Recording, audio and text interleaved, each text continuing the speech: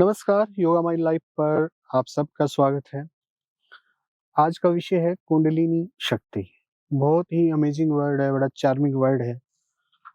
Net पे अगर हम सर्च करें बहुत बारी ये शब्द सर्च किया जाता है। बहुत सारी विडंबनाएं हैं, बहुत सारी धार्मिकता है इस शब्द को लेके। भ्रम है बहुत सारे। कोई क्या बोल देता है, कोई क्या बोल देता है। कोई बोलता है कि कुंडलिनी एक सांप है और कोई बोलता है कि कुंडलिनी शक्ति जागृत हो जाएगी तो आप पागल हो जाओगे। कोई बोलता है कि आपको सांप दिखने लगेंगे। मतलब बला बला बला दुनिया भर की बातें हैं एक इस शब्द के पीछे। भ्रामक, इतना भ्रामक शब्द है, इससे ज्यादा भ्रामक शब्द मैंने नेट पे नहीं देखा। नेट पे इसलिए कह रहा हूँ क्योंकि आजकल हम कुछ भी करते हैं तो सबसे पहले हमारा जो कार्य होता है वो गूगल करना ही होता है। और आजकल तो आर्टिफिशियल इंटेलिजेंस भी आ रही है, वो भी कुंडलिनी शक्ति के बारे में बहुत कुछ बोलती है। आज हम फैक्ट के बारे में बात करेंगे। क्या फैक्ट क्या है, और वास्तव में क्या कोई पागल हो जाता है कुंडलिनी शक्ति से, और वास्तव में क्या सांपों से, सर्प से, स्नेक से संबंधित है कुंडलिनी शक्ति। जानना बहुत आवश्यक है क्योंकि जैसे जैसे जानकारी बढ़ती है तो डर खत्म होते हैं, चाहे फील्ड कोई भी हो। कभी हम बचपन में अंधेरे से डरते थे, लेकिन हम बड़े हुए, हमारी जानकारी बढ़ी, हमें पता लगा कि अंधेरे में ऐसा कुछ नहीं होता, तो फिर बड़े होके हमें अंधेरा नहीं डराता। नहीं तो बचपन में सभी जानते हैं कि सभी के माँ बाप कहा करते हैं कि अंधेरे कमरे में बंद कर देंगे, और हमें लगता था कि पता नहीं अंधेरा कमरे में होगा क्या। तो ऐसे ही आज जब कुंडलिनी शक्ति पे प्रकाश पड़ेगा, जानकारी पड़ेगी, रोशनी पड़ेगी, तो आपको पता चलेगा कि हकीकत क्या है और जो भ्रांतियां हैं वो क्या है। कुंडलिनी शक्ति निश्चित तौर पे एक जादुई शब्द, एक मैजिक वर्ड तो है ही, और निश्चित तौर पे जब ये जागृत होती है तो बहुत सारी जादुई शक्तियां जो है आपके अंदर समाहित होती हैं। जादूगर वाली शक्तियां नहीं।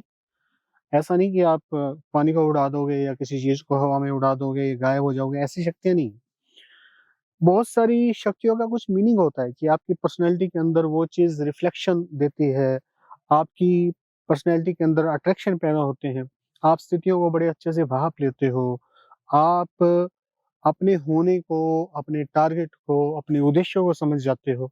ये सब चीजें होने लगती हैं, यानी कि आप अपने आप में समाहित होने लगते हो, आप अपने आप को जानने लगते हो, बाहर आपकी भटकन बढ़ती है।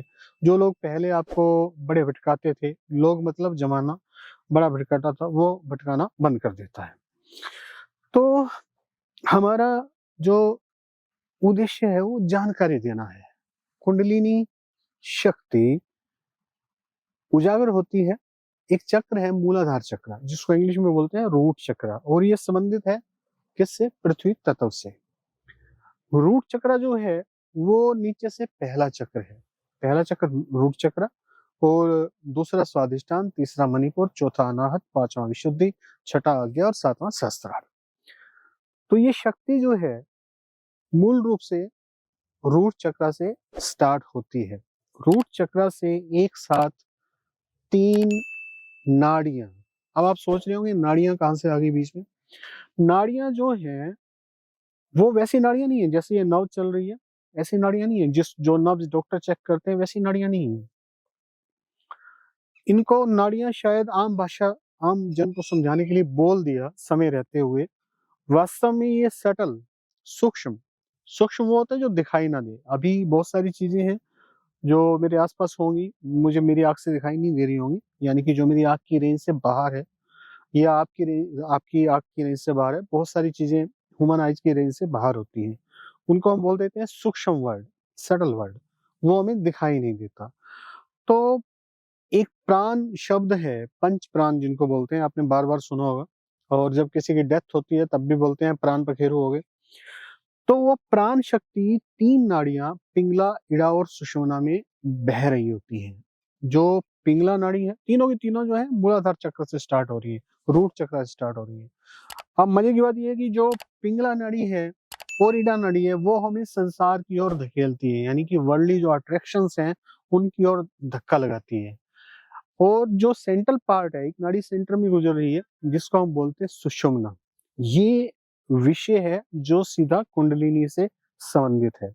रूट चक्रा पे तीनों नाड़ियां पैदा हो रही हैं, तीनों सटल पाथ पैदा हो रहे हैं। उनमें से सबसे इंपॉर्टेंट जो कुंडलिनी पॉइंट ऑफ व्यू से है वो है सुषुम्ना नाड़ी। सुषुम्ना नाड़ी के अंदर प्राण जब फ्लो आमतौर पे करता नहीं है, फ्लो आमतौर पे पिंगला या ईड़ा में करता है। जब सुषुम्ना नाड़ी में प्राण फ्लो करना स्टार्ट होता है, फिर से सुनिए, जब सुषुम्ना नाड़ी में सुषुम्ना नाड़ी में प्राण फ्लो करना स्टार्ट होता है, तब आप यूं समझ लीजिए कि कुंडलिनी अवेकनिंग शुरू हो गई है। अब जो साप शब्द है, सर्पाकार चलती है, जो साप शब्द है, स्नेक है, वो इसके साथ कैसे जुड़ गया? अब होता क्या है कि जो पावर है, जिसको डोरमेंट पावर बोलते हैं, डोरमेंट पावर है कौन सी जगह पे? रूट चक्रा पे, मूलाधार चक्रा पे। अब डोरमेंट है सुप्त अवस्था जिसको बोलते हैं, सोई हुई है। सोई हुई है तो वो उसके बाद स्पेस इतना होता है, यानी कि उस पावर वो है अनलिमिटेड। जब एक एक बड़ी सी चीज को मैं अगर ऐसे दबा दूं तो वो अपने आप ही कुंडल मार लेगी। तो वो शक्ति वो प्राण के रूप में है, वो फिजिकल नहीं है, लेकिन जैसे उसको स्पेस नहीं मिलता तो वो अपने आप में कुंडल मार लेती है अपने को एडजस्ट करने में। इसलिए उसको बोलते हैं उसके कुंडल मारने को, क्योंकि सांप भी कुंडल मारता है। और वो शक्ति भी सिर्फ, जैसे मान लो मैं किसी रबड़ को दबा दूं तो रबड़ जो है सांप थोड़ी हो जाएगा, रबड़ तो रबड़ ही रहेगी।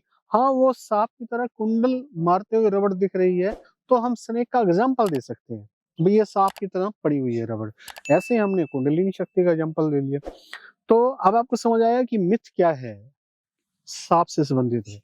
रिसेंबल कर सकते हैं, एक उदाहरण के रूप में बता सकते हैं कि सांप की तरह, सांप से संबंधित नहीं है। बहुत सारे लोगों का, आपके जो मेरे सब्सक्राइबर हैं खासतौर पे वो, और खासतौर पे जो हमसे ऑनलाइन कोर्सेज ले रहे हैं, हाँ सर्विसेज ले रहे हैं, वो कई बार कंप्लेन करते हैं कि स्नेक का जो है सपना आता है तो कहीं मेरी कुंडलिनी जागरण तो नहीं होगी। नहीं, ऐसा नहीं है। स्नेक का शब्द जो सपना है, ड्रीम में किसी को भी आ सकता है, क्योंकि हम ऐसे जीवों से डरते हैं। किसी मायने में हमने कभी देख लिया और वो सपना हमारे पास आ जाए, कई लोगों को बार बार भी आते हैं, उसके पीछे कुंडलिनी जागरण नहीं है, तो उसको उसके साथ जोड़ के नहीं देखना चाहिए। कुंडलिनी जागरण बिल्कुल अलग प्रोसेस है। उसके अंदर क्या क्या फायदा होता है वो मैंने बता दिया, किस तरह की शक्तियां आती हैं वो भी मैंने आपको बता दिया। तो मिथ से निकलना है, जानकारी की तरफ मुंह मोड़ना है। जितनी ज्यादा आपके पास जानकारी होगी उतना ज्यादा इस पाथ पे आप आगे बढ़ पाएंगे। आज के लिए इतना ही। वीडियो देखने के लिए बहुत बहुत धन्यवाद। अगर कोई क्वेश्चन रह गया हो तो नीचे कमेंट बॉक्स में कमेंट कीजिए, आपको अवश्य जवाब दिया जाएगा। Thank you very much. आपका दिन मंगलमय हो।